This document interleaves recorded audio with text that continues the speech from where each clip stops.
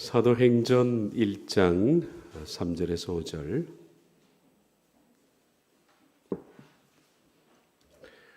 봉독하겠습니다. 그가 고난받으신 후에 또한 그들에게 확실한 많은 증거로 친히 살아계심을 나타내사 40일 동안 그들에게 보이시며 하나님 나라의 일을 말씀하시니라.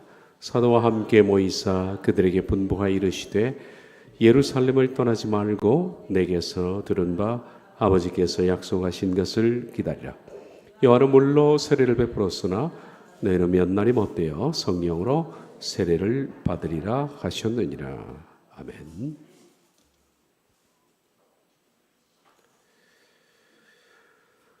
지난주에 가르치심 1번, 우리가 오늘 2번은 이번 주에 보겠습니다.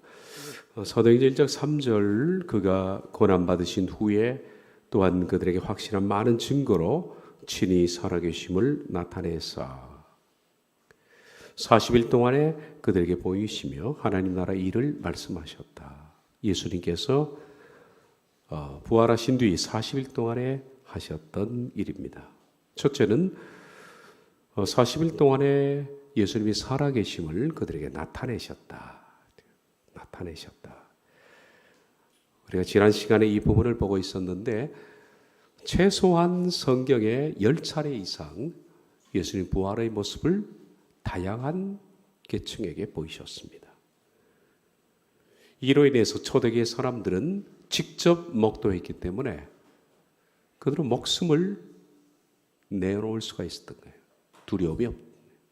두 번째, 하나님 나라 일을 말씀하셨다.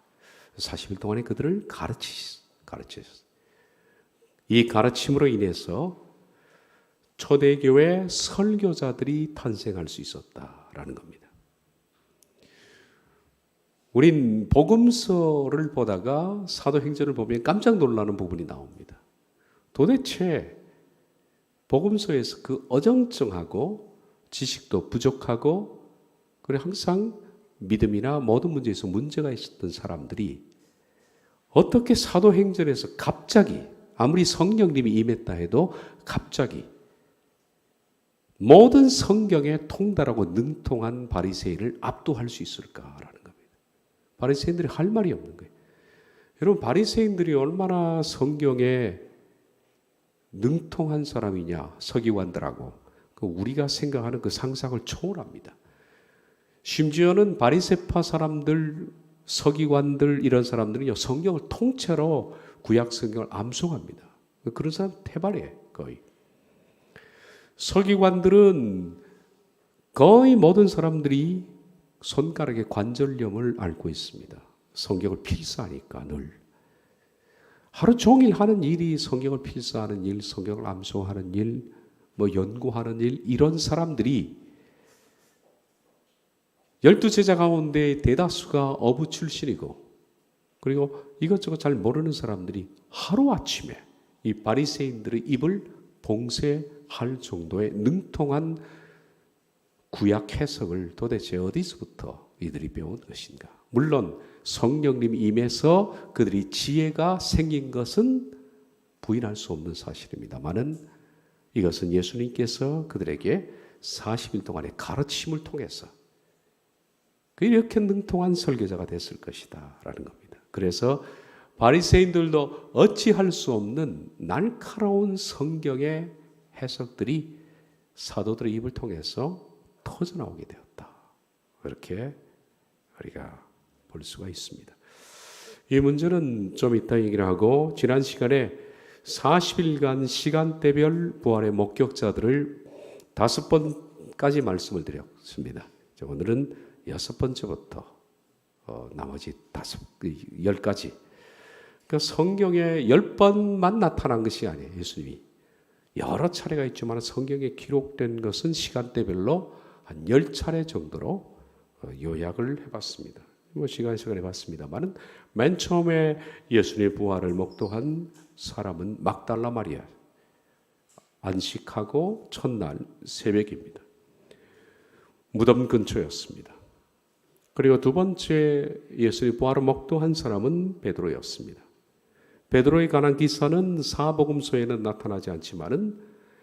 엠마오로 갔던 두 제자의 그 유턴 다시 돌아와서 11제자와 만났을 때 여기 엠마오로 가는 사람들도 제자라고 그랬는데 제가 그 부분에 대해서는 사도행전을 강의하면서 말씀을 따로 드리겠습니다. 그들이 말하기를 시몬에게 나타났다라고 했기 때문에 복음서에는 그 기사는 없지만은 시몬 베드로에게 따로 예수님이 부활의 모습을 보이셨다 이렇게 말씀할 수가 있습니다. 그리고 세 번째는 안식 후 첫날에 엠마오로 가는 두 제자, 제가 물음표를 붙여놨죠. 이 두 제자에 대해서는 제자라는 그 단어들이 다양하게 쓰였으니까 어쨌든 이 두 제자에게 예수님께서는 나타나셨다. 세 번째입니다. 그리고 네 번째는 도마를 제외한 10명의 제자들에게 예수님께서 나타나셨고, 그리고 다섯 번째는 추정컨대 부활한 지 8일쯤 됐을 것으로 생각됩니다. 도마를 포함한 11명의 제자에게 나타나셨다. 지난 시간에 이까지 우리가 봤습니다. 오늘 여섯 번째는 시간을 알 수 없습니다. 그리고 장소는 갈릴리 호수입니다. 디베라 바닷가라고 다른 이름으로 불리우고 있습니다. 그리고 예수님 부활을 목도한 사람은 7명이었습니다.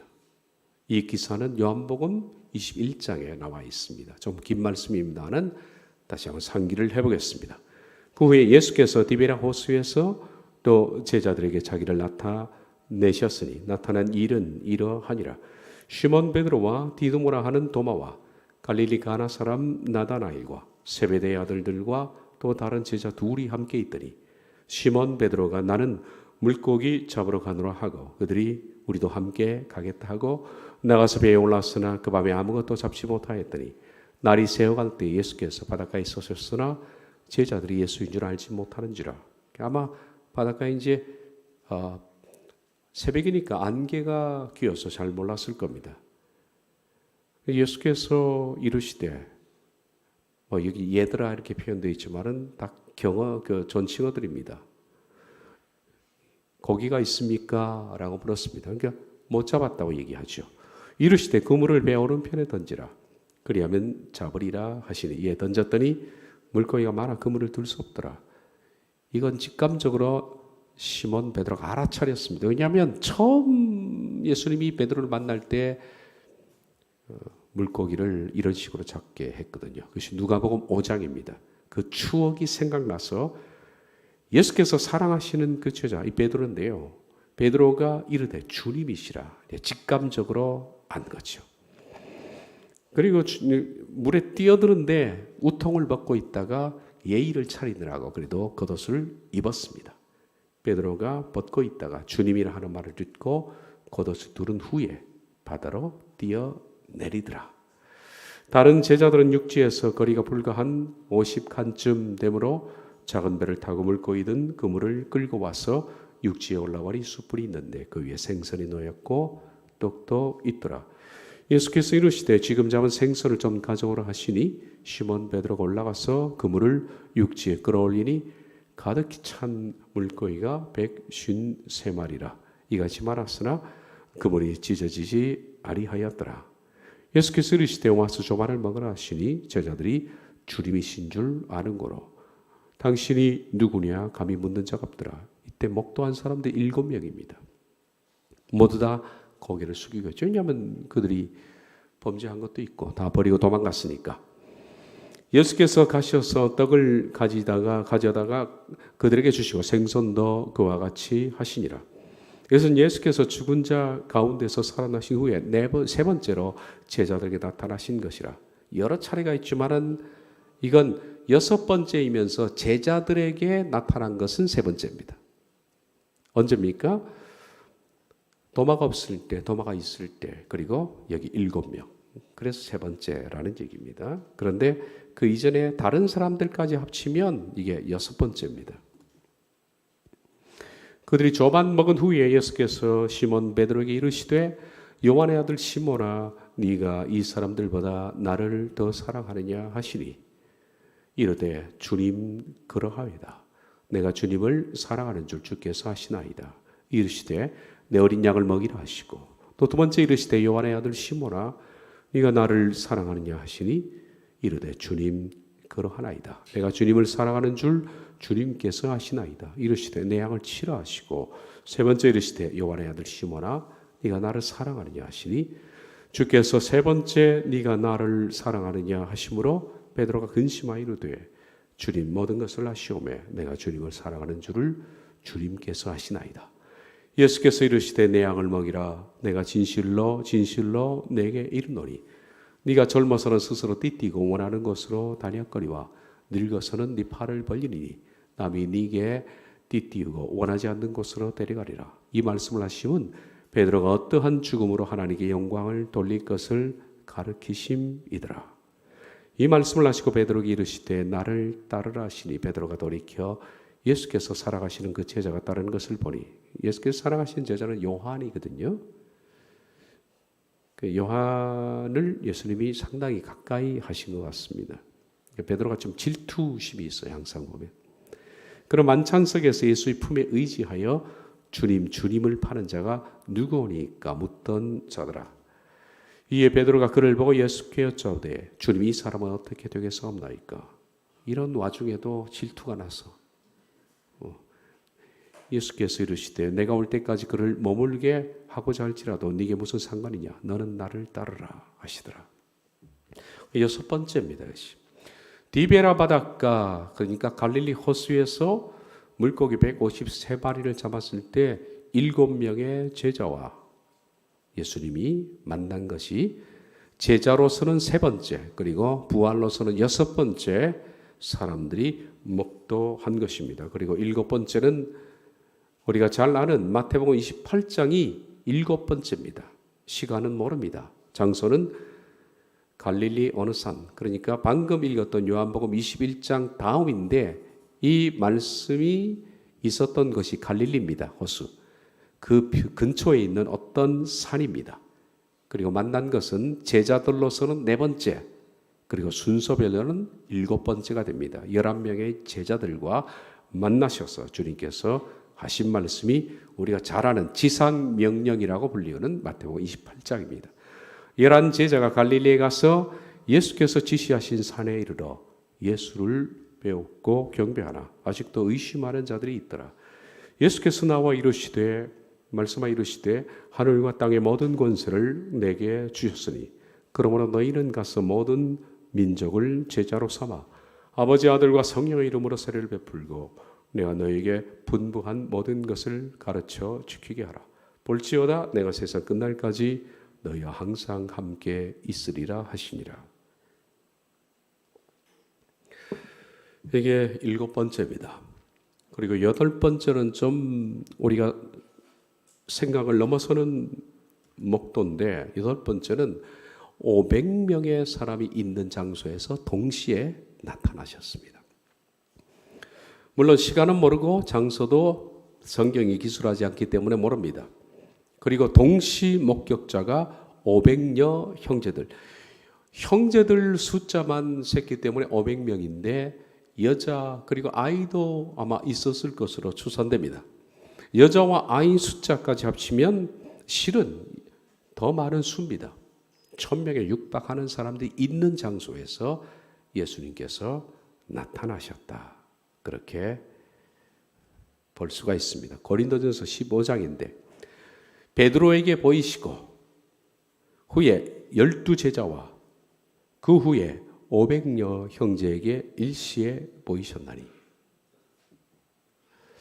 여러분, 이 500명 형제에게 일시에 보이신 것은 복음서에 기록이 없습니다. 때문에 어떤 상황과 배경 속에서 500명 이상의 형제에게 일시에 보이신 기록이 있는지는, 배경이 있는지는 우리가 잘 모릅니다. 그런데 분명한 것은 500명 이상의 남자들만, 20세 이상의 남자들만 500명 이상이 모인 곳에 예수님이 나타나셨고, 그 중에 지금이라는 것은 고린도 전서를 바울이 쓸 때가 주후 55년경쯤 됩니다. 그러니까 바울이 고린도 전서를 쓸 당시에 그 500명의 목도자들 가운데 대다수는 살아있겠죠. 그러니까 예수님 부활을 목도한 지 20년이 좀 지났으니까 아직까지 대다수가 살아있고 어떤 사람은 잠들었다, 죽은 사람도 있다라고 말합니다. 만약에 바울의 말이 혼자 지어낸 말이라면 고린도 전서는 배달되자마자 찢어졌을 거예요, 전부. 그런데 이 대다수의 500명 이상의 목도자들이 그 당시에 살아 있었기 때문에 바울이 고린도 전서를 이렇게 써도 그들은 그대로 편지를 이상 없이 받았다는 증거입니다. 만약에 이것이 가짜라면 우린 고린도서를 볼 수가 없죠. 남자만 어른들 500명 이상의 사람들에게 일시에 예수님께서 나타나셨다.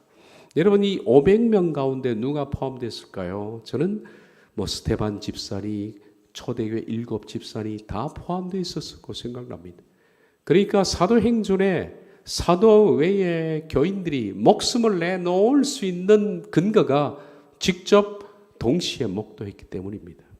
그래서 그들은 생명을 바칠 수가 있었던 거죠. 이것이 8번째입니다. 9번째 목도는 물론 시간도 모르고 장소도 모릅니다. 목격자는 야고보와 모든 사도들이라고 되어 있습니다. 관련 말씀은 고린도전서 아까 500명 이상이라는 그 단어 뒤에 나오는 말씀입니다. 게바에게 보이시고 그의 12 제자에게와 그의 500여 형제에게 일시에 보이셨더니 그 중에 지금까지 대다수는 살아있고 어떤 사람은 잠들었으며 그 후에 야고보에게 보이셨으며, 여기서 야고보는 제자 야고보가 아닙니다. 왜냐하면 게바 그리고 앞에 12 제자라고 표현되어 있기 때문에 12 제자 안에는 야고보가 포함됩니다. 그렇기 때문에 여기 후에 말하는 야고보는 다른 야고보입니다. 다른 야고보는 야고보서를 기록한 예수님의 동생 야고보입니다. 그러니까 예수님의 동생도 상당히 삐딱했잖아요. 형에 대해서. 상당히 삐딱했습니다. 예수님 동생들이. 그런데 부활을 목도하고 나서 초대 교회에 야고보는 충성스러운 사람이 되죠. 그리고 나중에는 야고보서를 기록하게 되지 않습니까?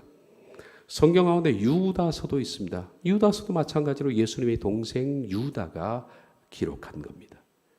그 후에 그래서 그 야고보 예수님의 동생에게도 보이셨다.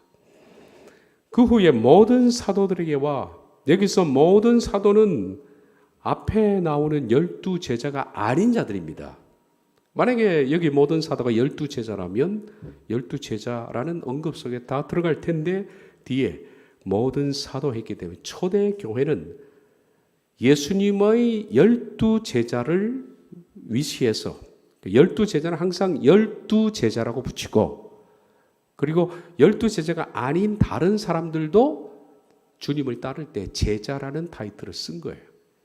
그리고 예수님의 신실한 복음을 전하는 사람을 사도라는 타이틀을 붙여준 것 같습니다.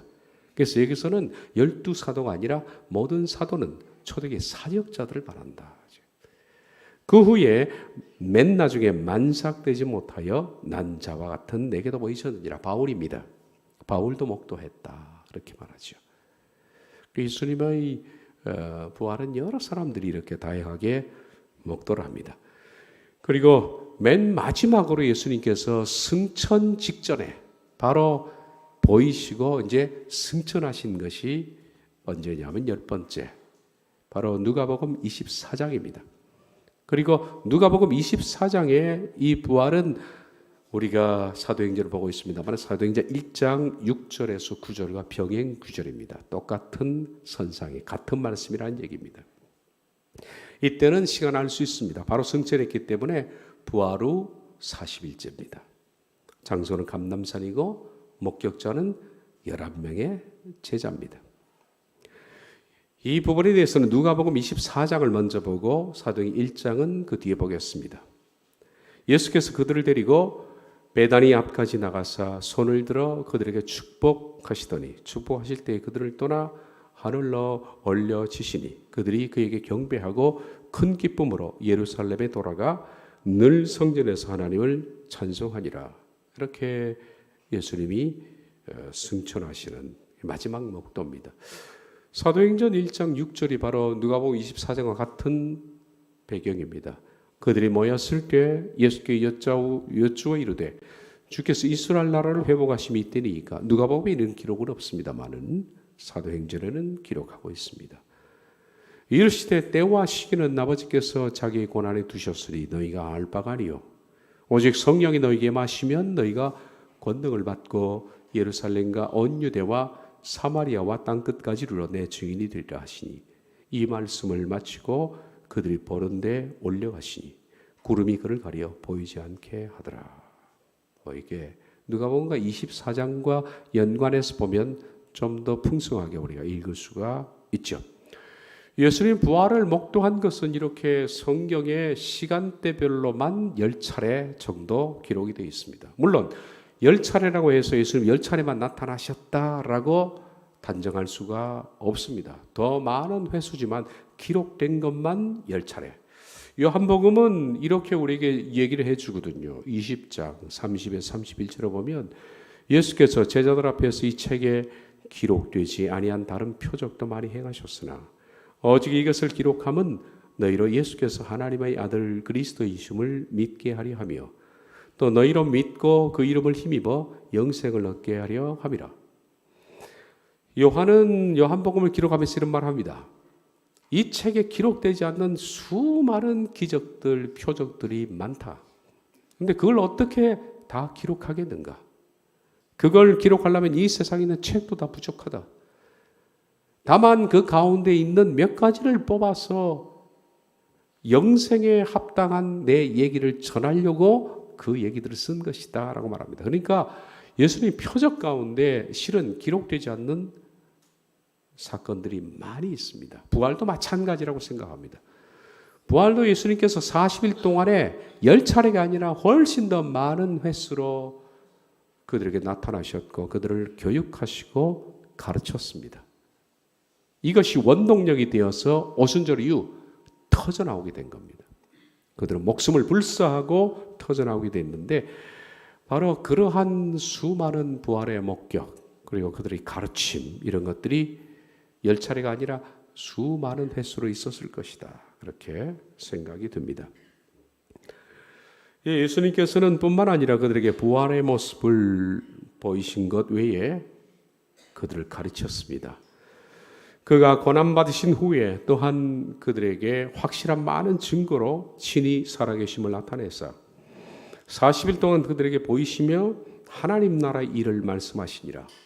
하나님 나라 일에 관한 것들을 예수님께서는 말씀하셨습니다. 얼마나 많은 횟수가 얼마나 많은 시간이 소요됐는지는 모르겠습니다. 그런데 예수님이 40일이라는 오순절 성령 강림의 시간 이전에 40일 동안에 예수님이 이 사역에 주력했습니다. 마치 신약과 구약 사이에 말라기와 마태복음 사이에 400년이라는 신구약 중간기가 들어있죠. 이때 역사는 우리가 잘 모릅니다. 그리고 구약에서 신약으로 넘어오면 갑자기 우린 당황합니다. 패턴이 달라졌기 때문이죠. 모르는 사람들이 막 나오고 그러죠. 그게 400년 동안의 신구약 중간기 동안에 있었던 역사들입니다. 우린 복음서를 읽다가 사도행전에 갑자기 완전히 변해버린 12제자의 모습을 봅니다. 두려워하고 집에 숨어있고 벌벌 떨고 그리고 간혹 가다가 말도 안 되는 얘기를 해서 예수님께 책망을 받기도 했고 성경에 대해서는 정말 잘 모르는 그냥 물고기만 잡던 어부 출신이 하루아침에 죽이려면 죽여봐라. 그리고 전혀 두려움 없이 바리새인들의 성경 지식을 능가하는 사람으로서 구약을 그들이 언급하니까 바리새인들이 꼼짝없이 할 말이 없는 사람으로 갑자기 변모된 배경에는 바로 40일간의 예수님의 철저한 초대교회 멤버들에 대한 훈련이 있었다. 가르쳤다라는 것을 알 수가 있습니다. 그들이 얼마나 성경에 능통했는지 하나님의 나라의 일을 말씀을 들었기 때문에 예수님께 직접 듣고 바리새인들에게 말을 하니까 바리새인들이 무슨 말을 할 수 있겠습니까? 그 예들을 좀 보겠습니다. 사도행전 1장 15에서 22절입니다. 모인 무리의 수가 약 120명쯤 되더라. 그때 베드로가 그 형제들 가운데 일어서서 이르되 형제들아 성령이 다윗의 입을 통하여 예수 잡는 자들의 길잡이가 된 유다를 가리켜 미리 말씀하신 성경이 응하였으니 마땅하도다. 그러면서 이 구약 성경을 인용하거든요. 그러니까 가론 유다가 예수님 배신하고 그러니 그 뒤에 또 다른 사람을 세워서 제자의 수에 충당해야 된다는 것을 베드로가 구약 성경에 있다 하고 구약을 인용하는 거죠. 어떻게 알았을까 이걸 여러분? 이게 우리가 지금 시편 109편을 사도행전에 언급이 되어 있으니까 읽고 그런가 보다 하는데 전혀 구약에 대해서 모르는 사람이 베드로가 이렇게 언급한다는 것은 정말 놀라운 겁니다, 여러분. 놀라운 거예요. 그리고 누가 알겠습니까? 바리새인들도 이런 거 모르거든요. 구약 시편에는 이렇게 되어 있습니다. 109편 9절에서 8절에 13절인데요.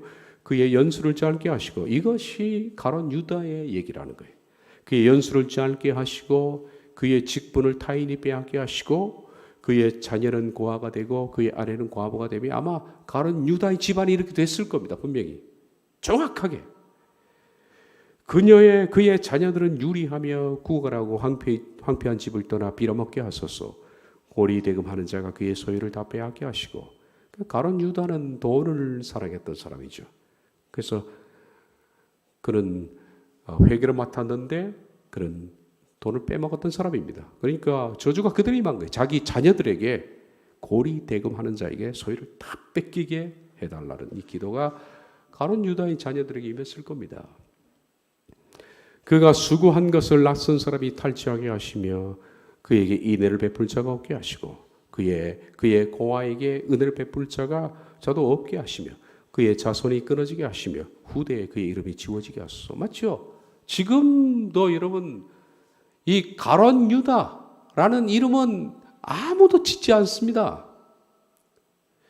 물론 유다라는 이름이 12지파 유다도 있습니다. 그 이름을 본따서 유다라고 짓지만은 가론 유다라는 그런 이름은 짓지 않습니다. 영어 사전에서 가룟이라는 단어를 한번 찾아보시죠. 영어로는 가룟이 이스카리엇입니다. 이스카리엇이라는 단어를 찾아보면 이렇게 나와 있어요. 이스카리엇은 유다가 태어난 고향 이름입니다. 고향이 가룟입니다. 그런데 영어에는 어떻게 바뀌었냐면 이스카리엇이 배신자 이렇게 나와 있어요. 사전에. 그러니까 그가 태어난 고향조차도 배신자로 쓰인 거예요. 마치 우리가 고린도 그러면 음란의 도시 아닙니까? 음란의 도시. 그 남녀들이 혼음하고 막 그러거든요. 동성애 많고. 지금 영어에서는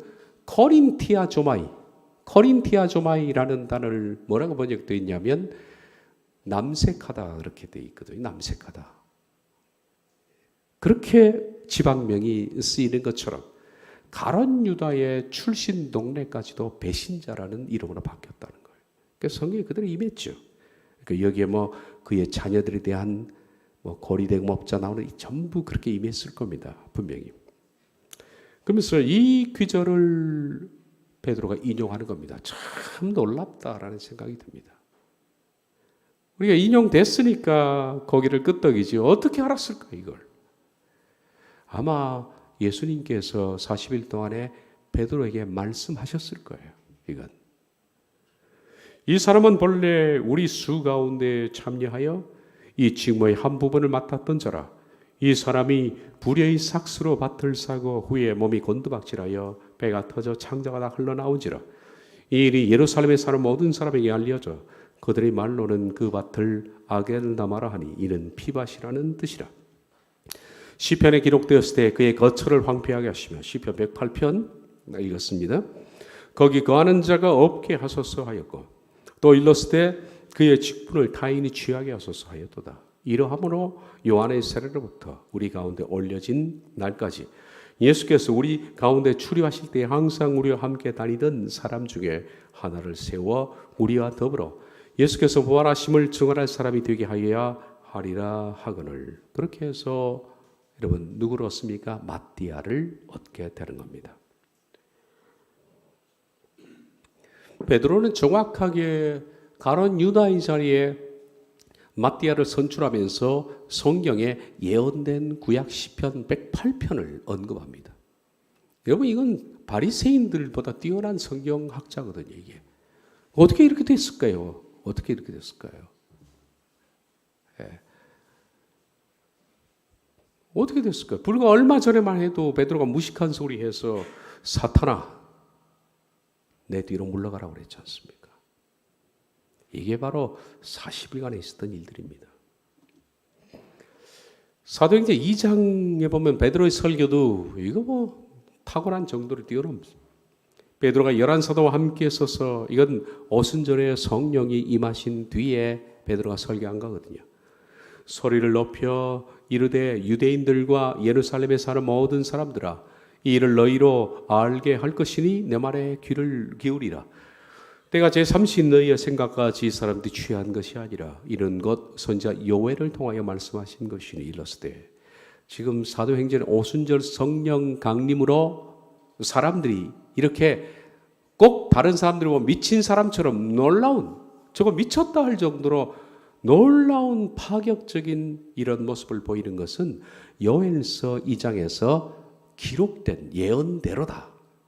그러니까 사도행전의 오순절 사건은 요엘서 2장의 예언이다라고 말을 합니다. 베드로가 어떻게 이 사실을 알았을까요? 예수님의 가르침이에요. 가르침이에요. 요엘서 2장의 내용은 있습니다. 하나님이 말씀하시기를 말세에 내가 내 영을 모든 육체에 부어주리니 너희의 자녀들은 예언할 것이요 너희의 젊은이들은 환상을 보고 너희의 늙은이들은 꿈을 꾸리라. 그때 내가 내 영을 내 남종과 여종에게 부어주리니 그들이 예언할 것이요 또 내가 위로 하늘에서는 기사를 아래로 땅에서는 징조로 베풀리니 곧 피와 불과 연기로다. 주의 크고 영화로운 날이 이르기 전에 해가 변하여 어두워지고 달이 변하여 피가 되리라. 누구든지 주의 이름을 부르는 자는 구원을 받으려 하였느니라. 이스라엘 사람들아 이 말을 들으라. 너희도 아는 바와 같이 하나님께서 나사렛 예수로 큰 권능과 기사와 표적을 너희 가운데서 베푸사 너희 앞에서 그를 증언하였느니라. 그가 하나님께서 정하신 뜻과 미리 하신 대로 내준 바 되었거늘 너희가 법 없는 자들의 손을 빌려 못 박아 죽였으나 하나님께서 그를 사망의 고통에서 풀어 살리셨으니 이는 그가 사망에 매여 있을 수 없었습니다. 다윗이 그를 가리켜 이르되 시편 16편 8절에서 11절을 인용합니다. 거기는 이런 말씀이 기록되어 있죠. 내가 항상 내 앞에 계신 주를 배웠으며 나로 여동하지 않게 하기 위하여 그가 내 우편에 계시도다. 그러므로 내 마음이 기뻐하였고 내 혀도 즐거워하였으며 육체도 희망이 거하리니 이는 내 영혼을 음부에 버리지 아니하시며 주의 거룩한 자로 썩음을 당하지 않게 하실 것이미로다. 자, 다윗이 시편에서 뭐라고 불렀냐면 내는 다윗입니다. 다윗이 항상 내 앞에 계신 주. 다윗이 예수님을 보고 내 앞에 계신 주라고 불렀습니다. 다윗은 언제 사람입니까? 주전 1000년입니다.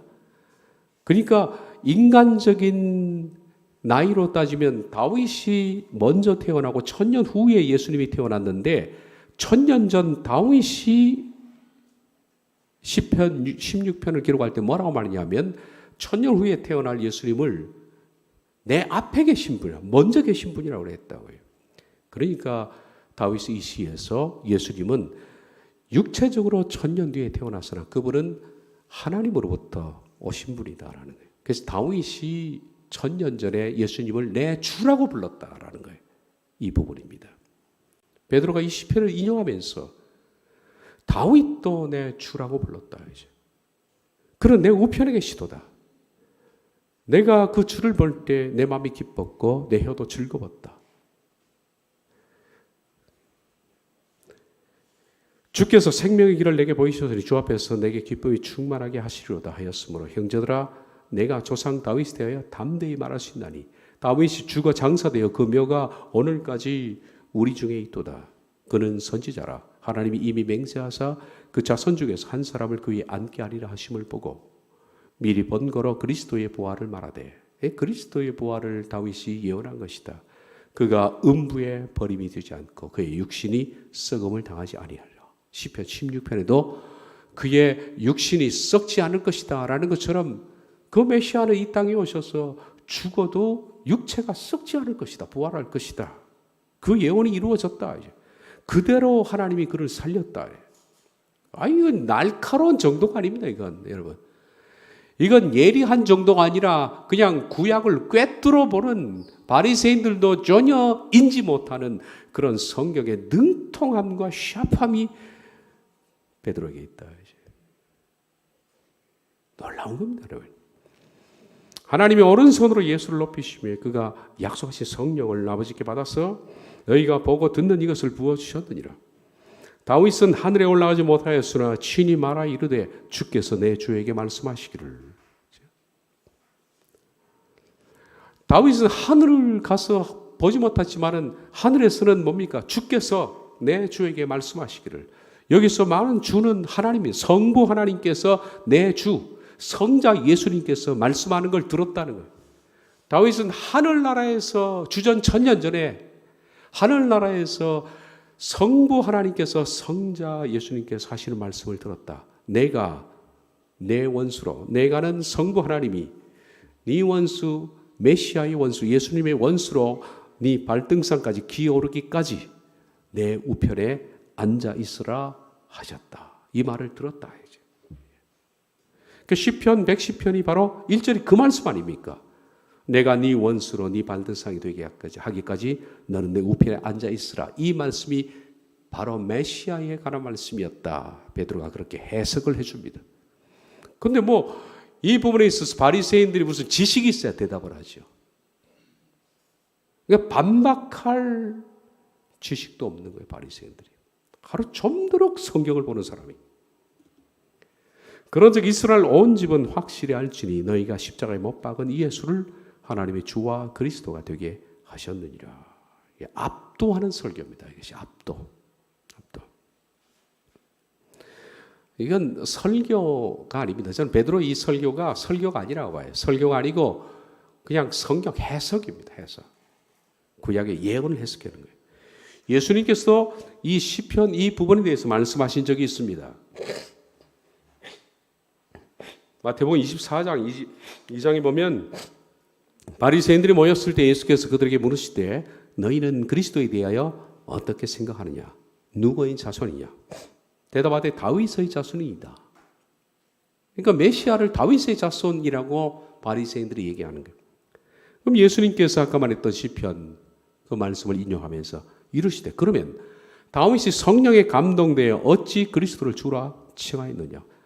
다윗의 후손이라면 어떻게 다윗이 주전 1000년경에 메시아를 보고 내 주라고 말했느냐? 나보다 앞서 계신 분이라고 말했느냐? 주께서 내 주께 이르시되 내가 네 원수를 네 발 아래에 둘 때까지 내 우편에 앉아 있으라 하셨도다 하였느냐? 다윗이 그리스도를 주라 칭하였은즉 어찌 그의 자손이 되겠느냐? 하시니 바리새인들이 할 말이 없는 거예요. 이게 똑같은 거예요. 베드로의 설교나 예수님의 성경의 맥락이 같습니다. 그러니까 아무도 능히 대답하는 자가 없고 그날부터 감히 그에게 묻는 자도 없었습니다. 바로 이것이 예수님의 마태복음 22장이 아마 베드로에게 그대로 교육이 됐을 것으로 생각됩니다. 사도행전 3장에 보면 베드로의 또 성경 해석이 나오는데 모세가 말하되 신명기 18장 15절을 인용하면서 주 하나님이 너희를 위하여 너희 형제 가운데 나 같은 선지자 하나를 세울 것이니 모세가 예언했거든요. 나 같은 선지자가 올 것이다. 바로 신명기 18장 15절은 모세가 말한 나 같은 선지자는 바로 메시아 예수님이다라는 거예요. 이스라엘 모든 민족을 애굽에서 끄집어낸 것처럼 장차 인류의 모든 죄 가운데 하나님의 백성을 끄집어낼 메시아 그 예언이 신명기 18장 15절이다. 너희가 무엇이든지 그의 모든 말을 들을 것이라. 누구든지 그 선지자의 말을 듣지 아니하는 자는 백성 중에서 멸망받으리라 하였고 또한 사무엘 때부터 이어 말한 모든 선지자도 이때를 가리켜 말하였느니라. 할 말이 없는 거죠. 이게 대해서 반박을 못하는 거예요. 아무것도.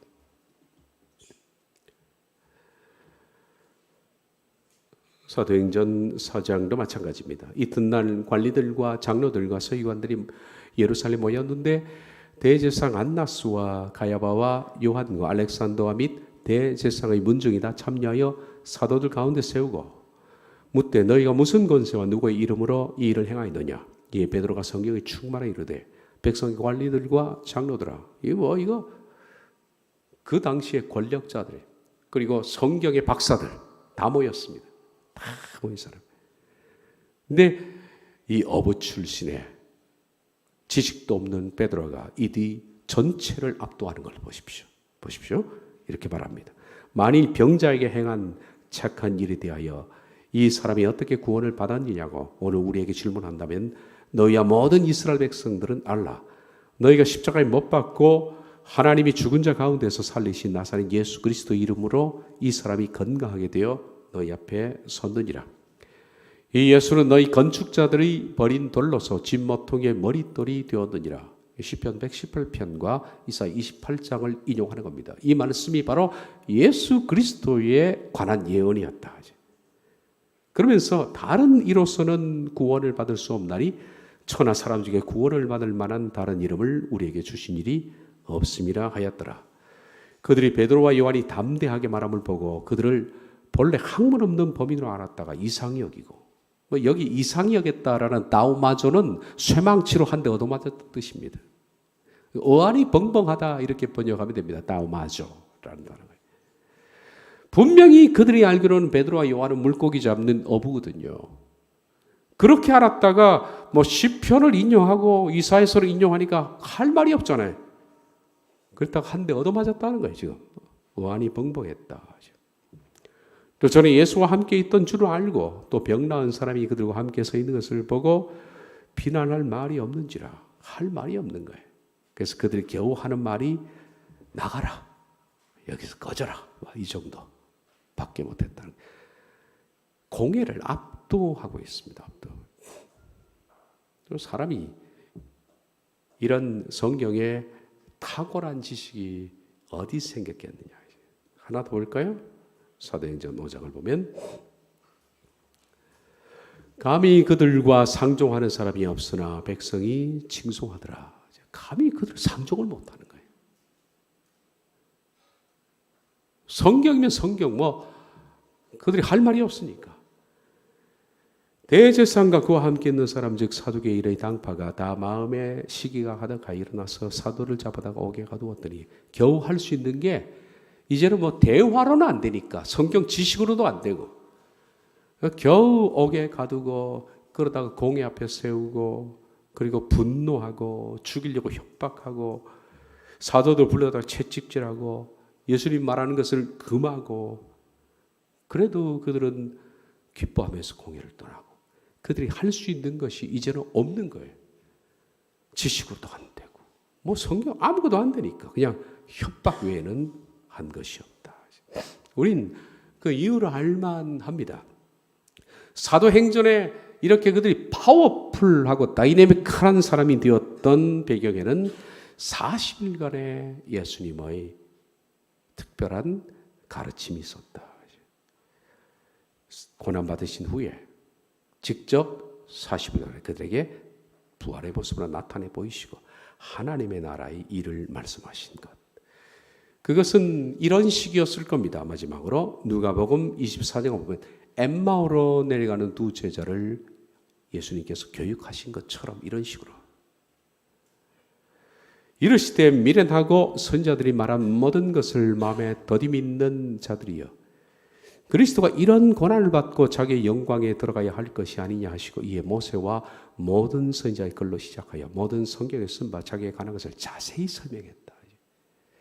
그리스도께서 고난 받으시고 죽으시고 이런 것들을 구약에 있는 모든 선지자 글 그리고 모든 성경에 쓴 바 이걸 긴 시간 동안에 자세히 설명했다. 그러니 그들이 구약의 직접적인 해박한 지식을 여기서 교육받은 거예요. 이런 식으로 40일 동안에 수없이 많은 횟수로 부활의 예수님께 나타나셔서 가르쳤으니 그들은 정말 놀라운 성경을 배운 것이다. 그들이 가는 마을에 가까이 가면 예수는 더 가려 하는 것 같이 하시니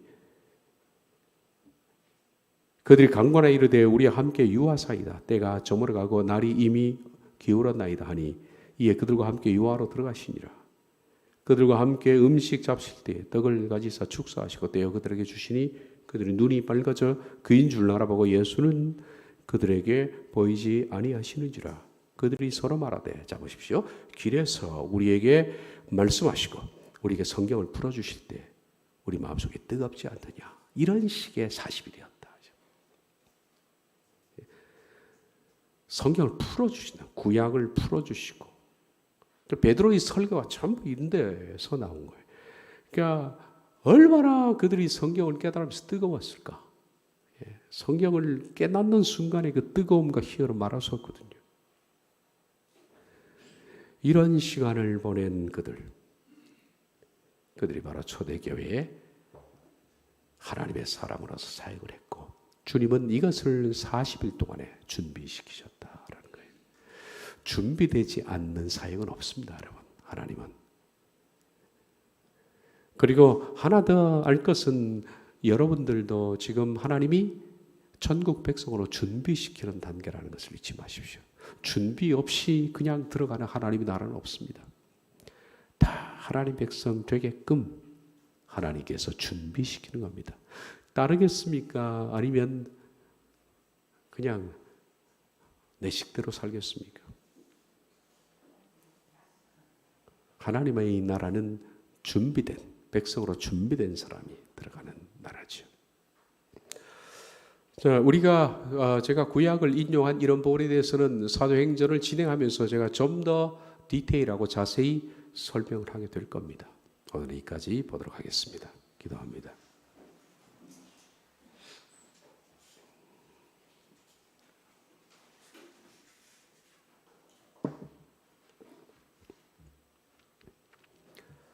참 놀랍습니다, 주님. 하루아침에 무식한 사람인 줄 알았는데 바리새인들이 그들의 말에 완전히 압도되어서 입을 봉했던 바로 그들의 말에, 그들의 성경 해석에 아무 말도 하지 못했던 이들, 바로 그 배경에는 40일간의 부활의 주님의 가르치심이 있었다는 것. 주님은 준비하시는 분이십니다. 미리 준비하시는 분, 에벤 에셀의 하나님. 우리도 하나님의 백성으로서 이 땅에서 준비되어 가는 사람들이 되게 해주옵소서. 예수님의 이름으로 기도하옵나이다. 아멘.